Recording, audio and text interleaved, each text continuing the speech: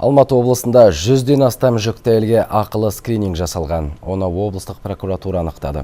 Негізінде болашақ аналарды ультрадыбыстық зерттеуден өткізу тегін көрсетілетін медициналық қызмет тізіміне кіреді. Соған қарамастан жүкті әйелдердің құқы жиі бұзылатын көрінеді. Кейде тексерілуге келген әйелдер жекеменшік клиникаларға жіберіледі. Әрі ультрадыбыстық зерттеулердің сапасы да үнемі ойлағандай бола бермейді. Нәтижесінде іштегі нәрестенің қалай өсіп жатқандығын білу қиын. Мамандар бұл аналардың түсік тастауына немесе сәбидің ауру болып туына әсер етуі әбден мүмкін деп отыр. Кербұлақ ауданында УЗИ аппараты және тиісті мамандар бола тұра, жүкті әйелдерді Талдықорғандағы жекеменшік клиникаларға жіберген. Оның бәріне ақы төлеу керек. Әйелдердің құқы бұзылған осындай фактілер тексеру барысында анықталды.